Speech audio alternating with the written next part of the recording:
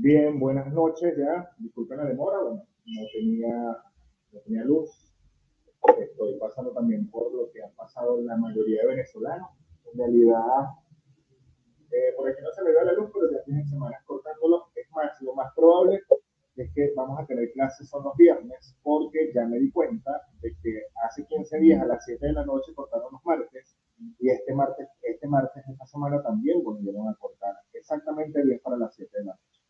Es lo más probable. Por ahora vamos a intentar este martes, pero si definitivamente se va a esa hora, ya estoy agarrándole como el ritmo a qué días cortan a los días. Y todos los días en la tarde, es que yo sé que lo están cortando, pero a veces llega tipo 6, 6 cuartos, 6 y 20, bueno, esa es parte de la realidad que nos compete. Esta clase es muy importante para aquellos que no están por las razones que sean. Es muy importante porque ya esta es la unidad para lo que es la medición del efecto de un diseño cuasi experimental. Para ello, ya ustedes deben tener descargado en sus ordenadores, computadoras, laptops, lo que es el SPSS. Muy importante, porque ya básicamente la próxima semana toca lo que es la práctica, que se la tengo que explicar a través del SPSS, y ya queda básicamente es o sea, crear parte del ejercicio que tienen que entregar para verificar, y ya después entonces viene lo que es la entrega como tal este, con la clase del artículo científico, más o menos le doy, y ya ustedes tienen que ir creando todo eso. Entonces, bueno, ya digamos que parece mentira, pero ya está terminando básicamente el trimestre. Entonces, esta medida del efecto de un diseño cuasi experimental, nosotros comenzamos principalmente a través de un ejemplo. Este ejemplo es real, es un trabajo de grado real, pero este trabajo nada más era descriptivo, es decir, se le aplicó nada más un antes, el resto, el después, para efectos de este ejercicio, sí es hipotético, pero sí existe este título, ¿no? Efectividad de la terapia cognitiva conductual en la depresión de pacientes con enfermedad de Parkinson. Esto es un título, un ejemplo. Este cuadrito es muy importante que ustedes lo tengan presente, ¿ok? Esto es parte de lo que corresponde al inicio de todo.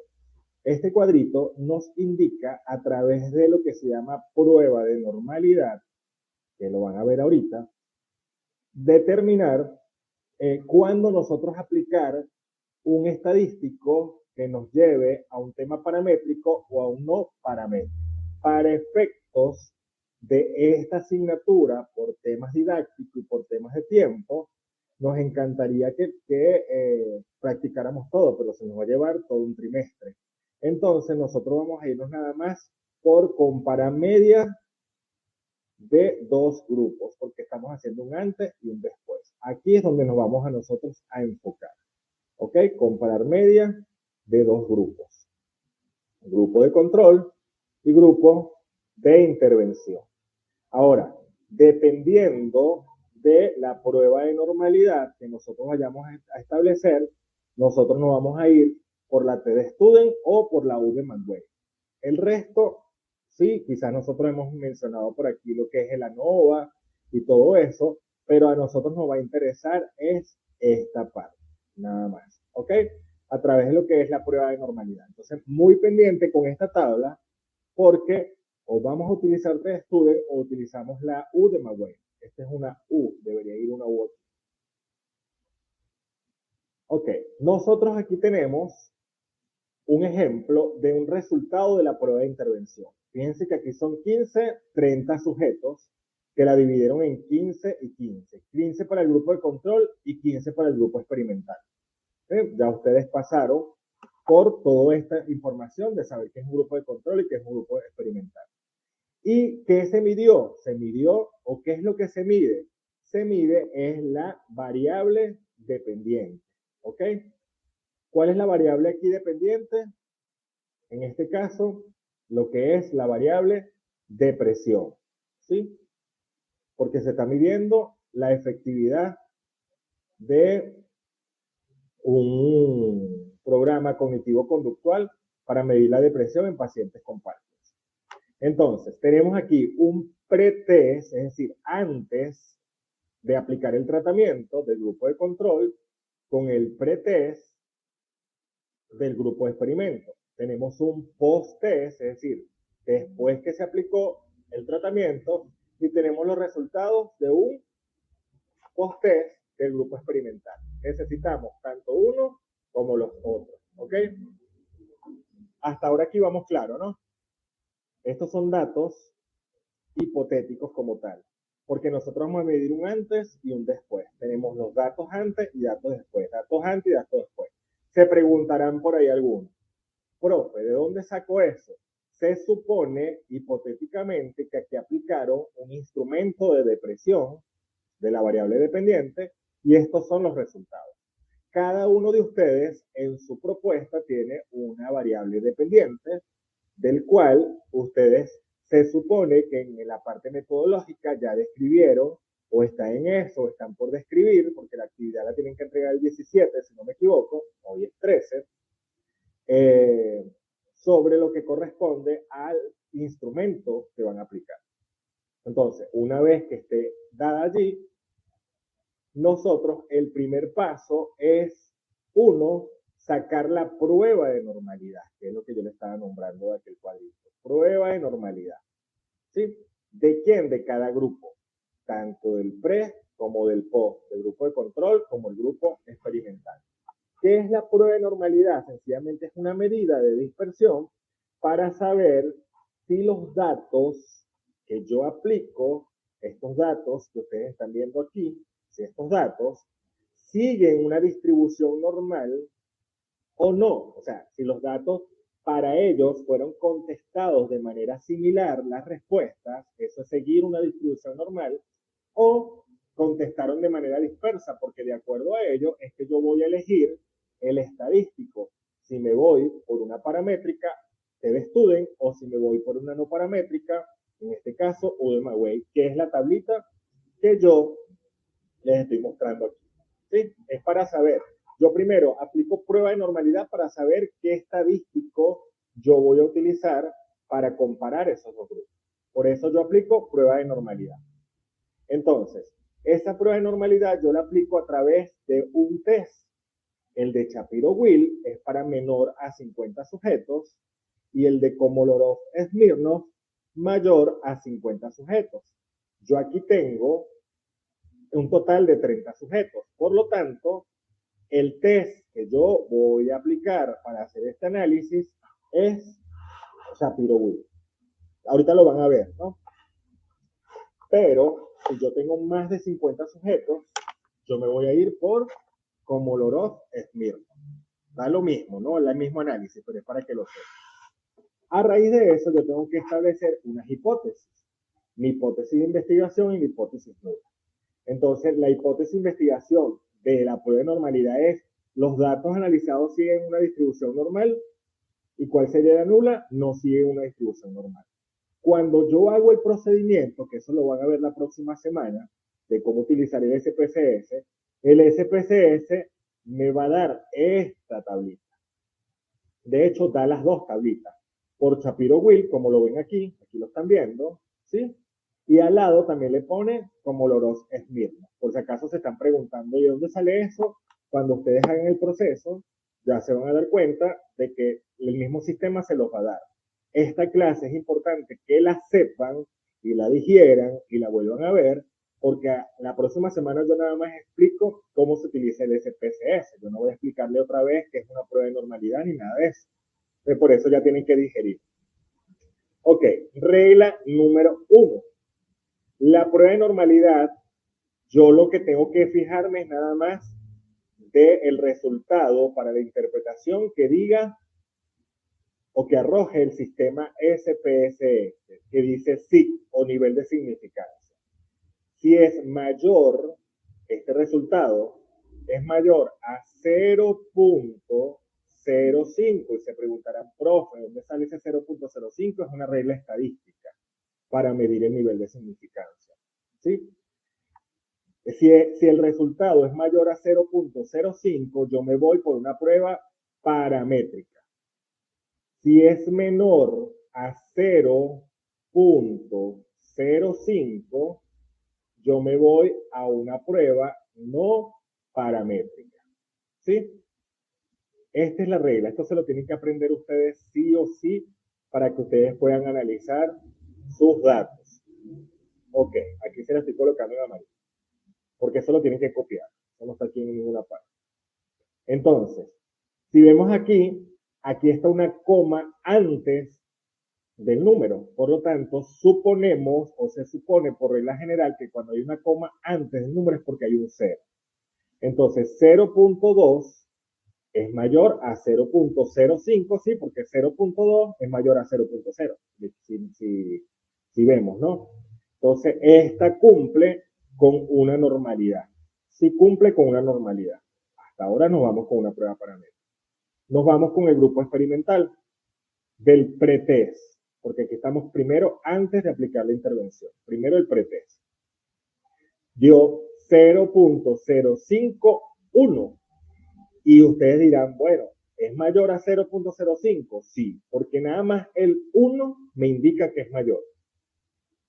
Porque 0.05 y 0.05 es igual, pero nada más 1 indica que es mayor. Entonces, este también cumple con el supuesto de normalidad. Cuando ambas cumplen, que están por encima de 0.05, me voy por una prueba paramétrica. Si aquí ambas fueran menor a 0.05, me voy por una prueba no paramétrica. Y si una está por encima y la otra está por debajo, me voy por una prueba no paramétrica. ¿Entendido? Hay tres supuestos. Mayor a 0.05, ambas paramétricas. Menor a 0.05, no paramétrica. Y cuando una está por encima y la otra está por debajo, entonces me voy automáticamente por una no paramétrica. Ahora, como ambas dio paramétrica, me lo dice aquí este cuadrito, que paramétrica es la T de student. ¿Sí? Comparar dos medias, paramétrico, T de student. ¿Estamos entendidos? Por favor, coloquen una manito, digan que sí, algo me tienen que decir. Ok. Entonces, ¿qué pasa si está por debajo de 0.05? Me voy por una prueba no paramétrica y sería la U de Manway. ¿Qué pasa si una está por encima y la otra está por debajo? Me voy por una no paramétrica y me voy por la U de Manway. Son estos los dos estadísticos que nosotros vamos a estudiar nada más. ¿Ok? Bien. Entonces, eh, después nos vamos aquí. Primer paso, saqué la prueba de normalidad. Perfecto. Ya sé que me voy a ir por una prueba paramétrica. Ahora nos vamos a determinar con la T de student cómo se dio esa media, ¿sí? De ese nivel de depresión de esos pacientes. Entonces, yo aquí utilicé la T de student, porque ese es el estadístico que me dice, ¿ok? La T de student. Muy bien. Entonces, como utilicé la T de student lo que hace es comparar medias. ¿Cuál es mi media? Este es para el grupo 1, es decir, grupo de control, y este es el grupo experimental. ¿Sí? Ya después la próxima semana les tengo que explicar cómo se hace para que me lo divida. Son 15 personas y aquí me dice que el grupo de control dio una media de 25 y el grupo experimental dio una media de 24. ¿Son parecidas? ¿Están cercanas? Pregunto, ¿sí o no? Están cercanas, ¿no? Y aquí la desviación es cuánto se desviaron como tal, pero no nos vamos a detener en esta. Sencillamente vamos a comparar estas medias. Estas medias, al parecer, me indican que son iguales. ¿Sí? Imagínense que ustedes tienen en ese instrumento que les diga que menor a 30, para ver, ok, ¿sí? Que me digan que hasta menor a 15, perdón, ¿sí? Es una depresión baja. Entre 15, ¿sí? Y 25 es una depresión media, vamos a suponer. Y mayor a 25 es una depresión alta. Vamos a suponer que este es el instrumento. ¿Sí? Si nosotros ubicamos aquí, decimos que el grupo de control ya se está acercando a una depresión media y el grupo de experimental también está casi en una depresión media. ¿Ok? Entonces, eso lo podemos ver. No tengo aquí el instrumento, pero vamos a ponerlo un poco más entendible y fácil. Como a veces los instrumentos de depresión se unifican todos, digamos que mayor a 20 ya hay depresión, ¿sí? Para que no nos confundamos. Mayor a 20 ya hay depresión. Y como ambas tienen mayor a 20, quiero decir que ambas están en depresión, tanto el grupo de control como el grupo experimental. Lo que yo no puedo permitir en temas de experimental es que un grupo esté con baja depresión o no tenga depresión, el otro grupo sí, porque entonces, ¿qué voy a experimentar? Yo tengo que tener a ambos grupos en iguales condiciones para medir. Ahora, ¿cómo sé que esto es verdad? A través de este cuadro. Y este cuadro es la T-de-Student. Entonces, prueba de muestras independientes. ¿Por qué? Porque tengo control y tengo experimental. Son dos muestras independientes. Y aquí únicamente me voy a fijar aquí, donde dice significancia, el nivel de significancia. Y aquí está la regla, mayor a 0.05 son iguales, menor a 0.05 son diferentes. Aquí da 0.46, es mayor a 0.05, entonces se cumple. Y 0.46 es mayor a 0.05, quiere decir que esas medias son iguales. Por tanto, no existe diferencias entre lo que corresponde a la aplicación del instrumento de depresión en pacientes con Parkinson, tanto el grupo de control como el grupo experimental, antes de aplicar el tratamiento. Lo que quiere decir que ambos, tanto el grupo control como el grupo experimental, sostienen la depresión, sostienen depresión en el mismo nivel. Eso es lo que nos interesa. ¿Ok? ¿Entendida esta parte? Prueba de normalidad. Ya sacamos la prueba de normalidad. Entonces nos vamos para el estadístico. El estadístico vemos la media, ¿sí? Que se supone que tiene que parecer. Y posteriormente vemos si esa comparación hay significancia, es decir, es igual o es diferente. Pregunto, ¿qué pasa si aquí da depresión y aquí no da depresión al grupo experimental? ¿Ustedes continúan con el experimento? Porque esto es antes de aplicar el tratamiento. ¿Qué opinan ustedes? No, porque tiene que estar en igualdad de condiciones, ¿no? Claro, tienen que estar en igualdad de condiciones. Por supuesto, en este caso, Gema, no puedes continuar con el experimento. ¿Sí? Acuérdate que la medida paramétrica y no paramétrica es ya con la prueba de normalidad. Aquí tú no sabes si ellos tienen depresión o no. ¿Sí? ¿Cuándo sabes si tienen depresión o habilidades o estrategias de afrontamiento o ansiedad? Lo que ustedes estén estudiando es cuando ya tú aplicas el instrumento. Aquí tú aplicaste el instrumento, pero es para sacar la prueba. Aquí es para medir. Pero para que tú vayas, te asegures de que vas a aplicar el tratamiento, tanto el grupo de control como el grupo experimental tienen que estar en el mismo nivel o en iguales condiciones. Esto, en pocas palabras, tienes que darte igual. No debe haber diferencia. ¿Ok? Porque si te da diferencia, no puedes continuar. Imagínate tú que tú vayas a aplicar, para este ejemplo, ¿no? Un tratamiento de un programa para la depresión y los experimentales te salen que no tienen depresión. Eso no tiene sentido. O En este caso, el grupo de control te sale que tiene una depresión baja y el grupo experimental que tiene una depresión alta. Está muy bien, tú puedes continuar, pero esto se tiene que mantener. Es decir, ellos tienen que tener depresión baja, pero ¿cómo tú controlas al grupo donde tú no le aplicas el tratamiento? Entonces, lo ideal es que ambos, antes de aplicar el tratamiento, tengas una medida. Lo ideal es que tengas una medida. Ahora, el grupo experimental sí tiene que estar en unas condiciones porque se supone que ustedes están planteando un problema de una población que aparentemente tiene eso. Una vez que yo tenga el análisis antes, ¿qué creen ustedes que viene? Ya aplicaron el tratamiento. Luego, ¿qué viene?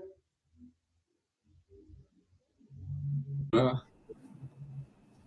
Decía Mario. Después del tratamiento, la posprueba, ¿no? Ajá, aplicaste otra vez la prueba y tienes que medir. Si aquí me diste el pretest, viene el post-test. Muy bien, Irmay. ¿Sí? Recuerden que ustedes están utilizando pre y post-test. Nuevamente, entonces, yo aquí tengo los resultados del post-test después de la intervención. Ya yo tengo la medida adelante, ahora me falta la medida del después. Estos son los resultados del post-test. Nuevamente, yo antes de aplicar el estadístico, tengo que volver a aplicar la prueba de normalidad para saber si esos datos provienen de una distribución normal o no provienen de una distribución normal. Porque recuerden, si provienen de una distribución normal, utilizo la t-de-Student, pero si no, utilizaría la U de Magüey, según la tabla que tenemos. ¿Ok? Aquí asumimos que sí dio paramétrico, en realidad sí da. ¿Sí? Ahora nos vamos después. Pasa lo mismo, el mismo procedimiento que ustedes lo van a aprender con el SPSS. Decimos que el grupo de control y el grupo experimental ya tienen resultados después del tratamiento.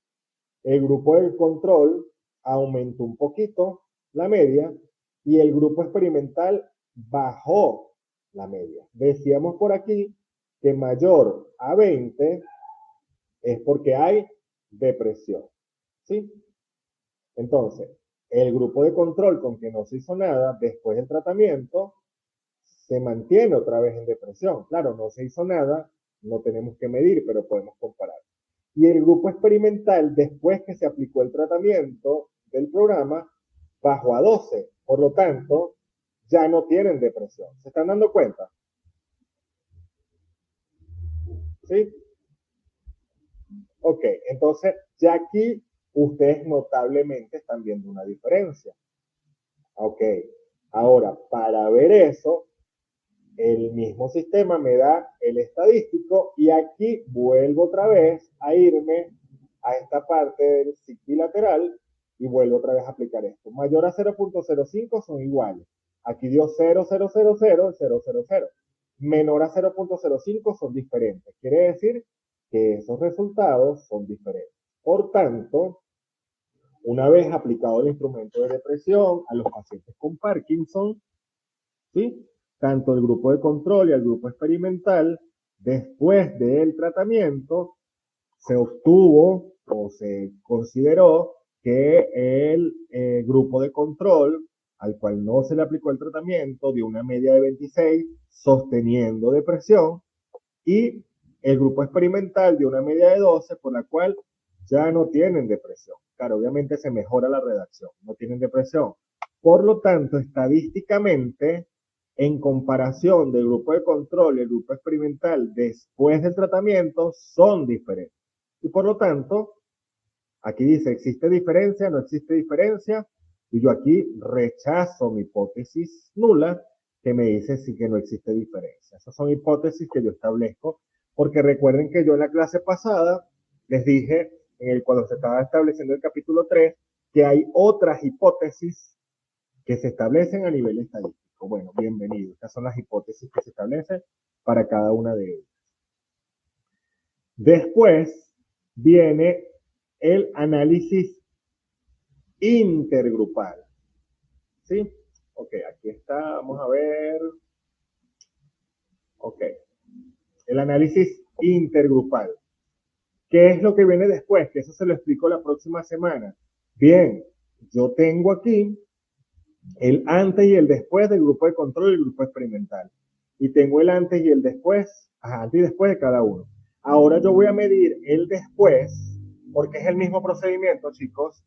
Mido el después tanto del grupo de control como del grupo experimental.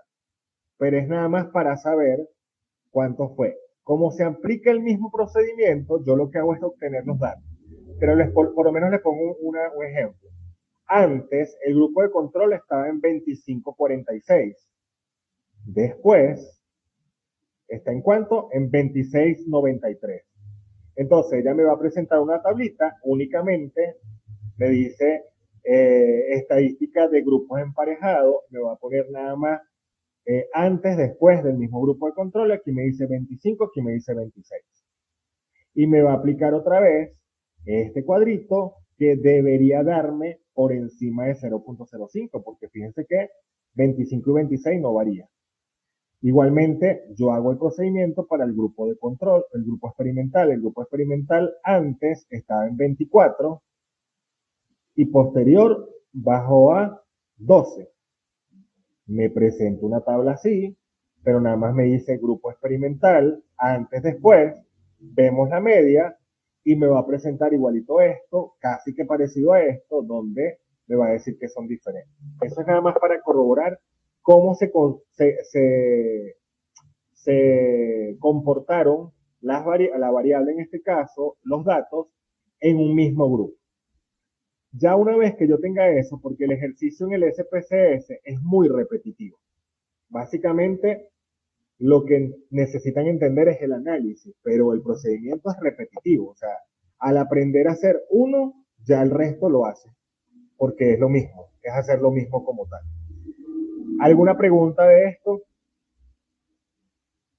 Yo sé que es cuestión de ir aprendiendo. Dígame, Andrea.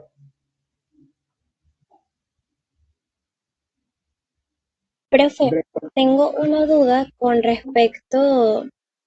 ¿Me escucha? sí, te escucho.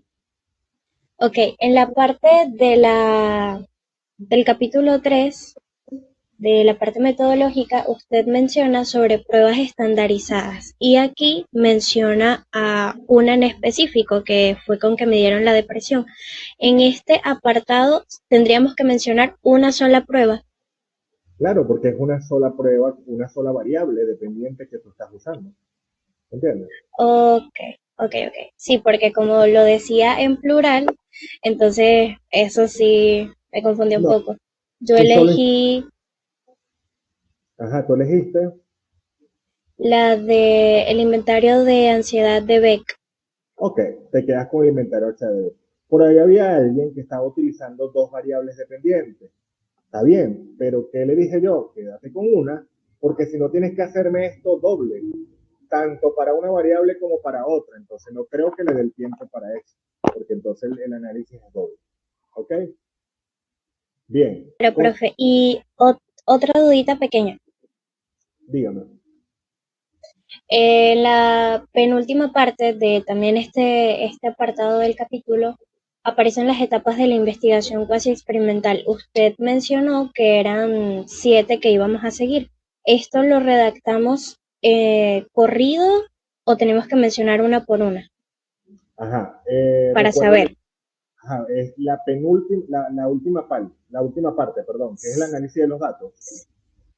No, la penúltima son las etapas de la investigación cuasi experimental, que es la formulación de la pregunta de investigación, el diseño y todo eso, Ok, ok. que es básicamente lo que hicimos antes. Ajá, sí. Ajá, tu pregunta Pero era, perdón. esto lo quiere de forma, o sea, redactada corrido o especificar cada punto. Tienen que detallar, pero brevemente cada punto, lo que está allí. Ok, Pero brevemente. Recuerden que estamos nosotros en una aproximación. Cuando tengan un trabajo de grado, si se atreven a hacer un caso experimental, ahí sí tienen que explicar más. Pero aquí no, es simplemente para que ustedes conozcan la formalidad. ok, perfecto. Chévere. Bien, recapitulo para explicar la última parte y terminamos porque esta clase es sencilla. Primero, establezco los datos. Ya después que establezco los datos, entonces me voy a prueba de normalidad. Al determinar la prueba de normalidad, determino si es una prueba paramétrica o no paramétrica. No se les olvide, ¿ok? Mayor a 0.05 paramétrica, menor a 0.05 no paramétrica. ¿Dónde lo ubico? Aquí. Después me voy al análisis intragrupo, es decir, antes, control experimental. Evalúo las medias, verifico aquí si es igual o es diferente y cuestiono la hipótesis. Luego me voy a después del tratamiento. Después del tratamiento, ya tengo los datos, igualito el mismo procedimiento. Primero prueba de normalidad, me voy al estadístico, pero siempre lo va a dar. Verifico medias, se supone que después del tratamiento tiene que mejorar. Ojo, para aquellos que tienen cosas que mejorar, se supone que esto tiene que aumentar. Para aquellos que tienen que disminuir, se supone que obviamente tiene que estar bajo, en pocas palabras. Quienes estén trabajando con depresión, ansiedad, se supone que los datos tienen que estar altos y después del tratamiento bajaron, ¿no? Y aquellos que están trabajando con habilidades sociales, estrategias de afrontamiento, algo para mejorar, se supone que antes eso estaba bajo y cuando ustedes aplicaron el tratamiento ya tienen habilidades, aumentó. Está la inversa. ¿Sí me hago entender en esta parte? Porque imagínense que ustedes estén habilidades sociales. Entonces, ustedes creen su data, porque la tienen que crear, y coloquen antes del tratamiento, coloquen alta. Entonces, ¿para que usted va a aplicar algo si la tienen alta? Se supone que la tienen baja y después del tratamiento, ellas aumentaron. O sea, para que más o menos le vean la lógica a la cosa.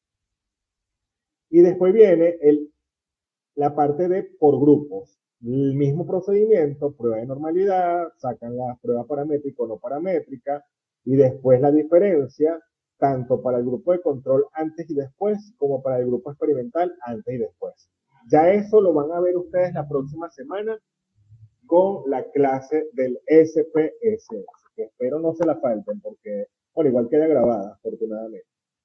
Después viene el tamaño del efecto, ¿ok? Porque acuérdense que ustedes están midiendo el efecto. ¿Para qué yo voy a hacer esto, muchachos?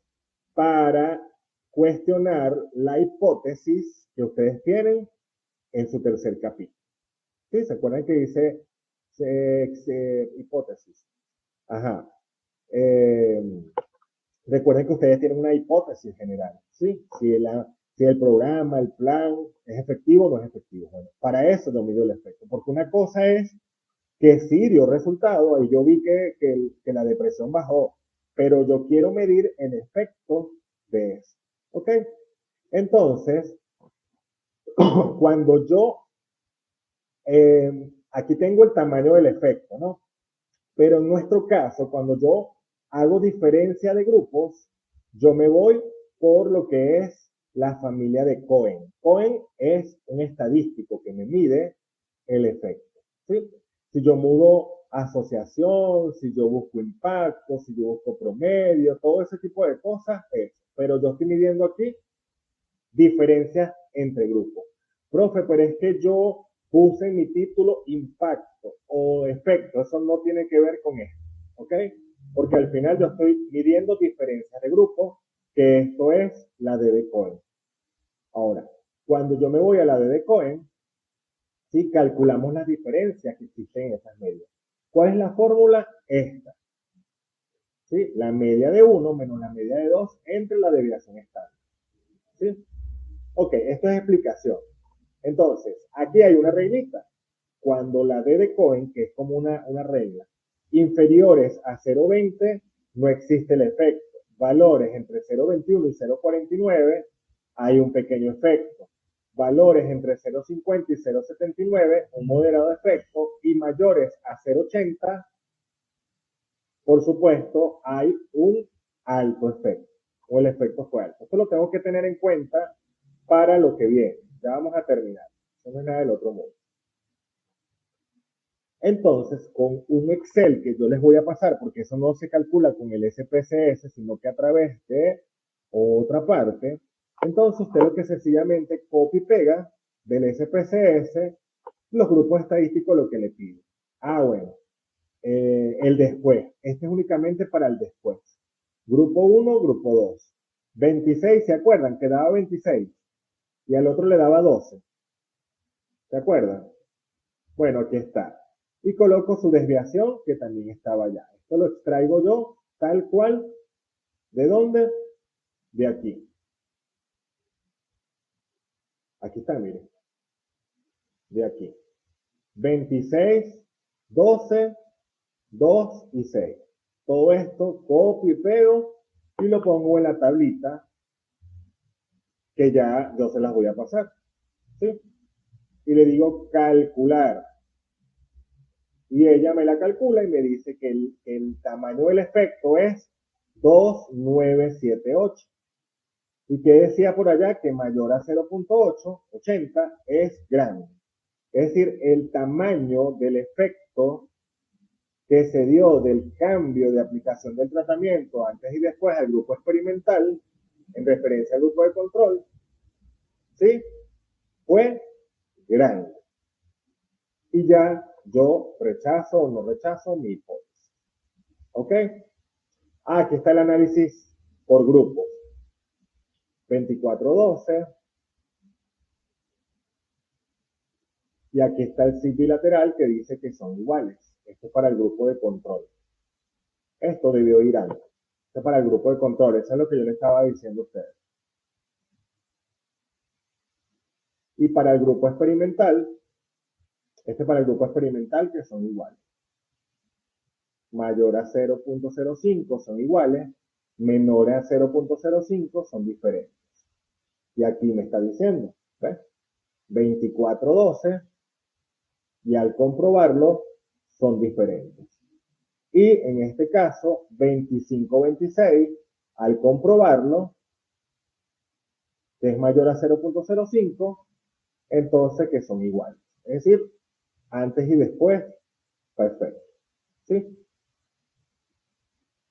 Y entonces yo voy a medir el tamaño del efecto del grupo que solo tuvo intervención. Porque aquí yo estoy midiendo el efecto, chicos y chicas, ¿de quién? Del grupo de control con el grupo experimental. Ya determiné el efecto. Ahora yo voy a determinar el efecto única y exclusivamente de mi grupo de intervención para saber cuánto fue. Pasa lo mismo. Yo aquí le coloco lo que es el efecto que efectivamente va a darse. Eso también lo puedo colocar allá. Y aquí me va a dar calcular y me va a dar el tamaño del efecto como tal. ¿Ok? Que aquí dice menos 0.475. Este menos, no se preocupen, eso los da el sistema, pero el menos o más da lo mismo. Y aquí da 0.475. Por lo tanto, esos valores que van de 0.21 a 0.49, ¿sí? Dice que el efecto fue pequeño. Para los grupos de control y grupo experimental, el efecto fue grande. Pero para el mismo grupo experimental, el efecto fue, en este caso, pequeño. ¿Ok? Entonces, de ahí es que nosotros de otra manera vamos a interpretar como tal. Ahora, esto que está aquí, ¿sí? Nosotros lo podemos identificar, aquí. Aquí está 1, ¿sí? Si se ponen a ver, 1447, aquí está. 309, aquí está el otro, ¿sí? 15, y la correlación, eso también se los da el sistema. El tamaño de la correlación. Igual eso lo vamos a hacer la próxima semana. Aquí no lo muestra como tal. Bien, eso es todo. Parece enredado, porque son muchos números, porque, bueno, tanto. Aquí de todas maneras está cómo se hace para entender toda la explicación. Aquí está también algunas fuentes de cálculo, ¿sí? Y esto. ¿Qué necesito de ustedes, chicos? Que se pongan a verificar y practicar. ¿Ok? Ya han bajado el SPSS, empiecen a practicar a partir de esta clase. Para que de una otra manera vayan entonces practicando. Esto necesita práctica nada más. Ustedes si quieren, a través de esta clase, copian esos datos y van practicando. Pero quizás esta semana, bueno, vayan viendo la clase nuevamente y vayan apuntando. Cuando vean la próxima semana la clase de cómo yo se las doy, ahí sí empiecen a practicar como tal. ¿Qué necesito? Que ya ustedes vayan abriendo su, en este caso, vayan creando, diseñando, como les digo, su data. ¿Oyeron? Ya la próxima semana básicamente me tienen que traer la data de eso. ¿Ok? ¿Qué es lo que van a hacer? Van a colocar su título, van a colocar grupo de control, grupo experimental. Y aquí van a contar 1, 2, 3, 4, hasta 30. Y aquí van a contar 1, 2, 3, 4, hasta 30. Es decir, ustedes van a tener 60, tienen que elaborar para 60 personas. Y aquí empiezan ustedes a un antes y un después. Un antes y un después. Entonces, como ustedes buscan un instrumento, ese instrumento le tiene que decir cuándo es bajo y cuándo es alto. Y ustedes van a empezar a crear datos para que el antes de parecido, ¿sí?, ya sea alto o bajo dependiendo de su variable dependiente. Porque si ustedes tienen habilidades sociales, tiene que ser bajo. Pero si ustedes tienen depresión o ansiedad, tiene que ser alto. Y el después, para el grupo de control, también tienen que crear algo que se parezca, algo parecido al nivel. Y aquí, sí tienen que, en este caso, subir o bajar dependiendo de la variable que tengan. Dígame, Andrea. Profe, en la clase pasada usted dijo que la muestra iban a ser 50 ¿Cómo? personas, 25, que usted la clase pasada dijo que iban a ser 50 personas de la muestra, 25 para el grupo de control y 25 para el experimental. 25 para el experimental, 25. Bueno, igualito a 50. ¿Por qué se lo estoy colocando? Porque ya no me van a utilizar Shapiro Willy, sino que me van a utilizar como Loro. No, esa es mi intención. Pero el análisis es el mismo. ¿Oyeron? No cambia. Igualito, mayor a 0.05 es paramétrica, menor a 0.05 es no paramétrica. Lo único que cambian es de test, pero no cambian de análisis, para que lo sepan. Entonces, si son 25, 25, no importa si son 30, también les acepto 30, 30. Pero más o menos entendieron la dinámica de lo que necesito para la próxima semana. Por ejemplo, Andrea está estudiando con ansiedad. Andrea tiene que crear un antes, ¿sí? Tanto el grupo de control como el grupo experimental, que esto se parezca con ansiedad alta. ¿Cómo ella va a saber? Bueno, porque ella agarra un instrumento, que ese instrumento, ella dice cuándo es alta, cuánto es medio y cuánto es bajo. Después, Andrea va a agarrar el post y se supone que el grupo de control que no se hizo nada, yo más o menos coloco algunos datos algo parecidos para que no cambie, pero en el experimental sí tengo que considerar un grupo de datos para que me dé bajo, porque se supone que bajó, ya sea a nivel medio o nivel bajo. ¿Sí, Andrea? Ajá. ¿Quién más quiere un ejemplo de acuerdo a lo que tiene en su caso? ¿Quién me dice por ahí una variable? Uy, veo aquí poquito de tantos que son. Yeira, ¿qué tienes tú? ¿Qué estás estudiando tú? Recuerden que yo soy de los que corrige, ya se me olvidó el nombre de las variables, se me olvidó el nombre de títulos, todo. Yeira, ¿qué tienes tú de variable dependiente? O Mario, no sé, quién me indique allí. Tengo la tolerancia a la frustración. Ajá. Mario, conducta antisocial.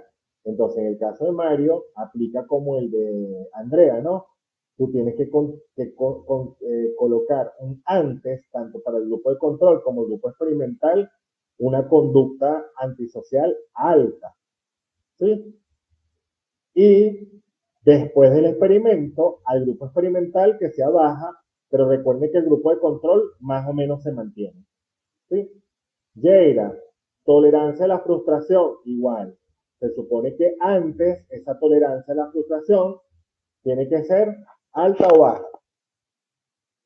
Cuando decimos tiene baja tolerancia a la frustración y cuando decimos que tiene alta tolerancia a la frustración. Entonces, en tu caso tiene que ser números bajos, ¿sí?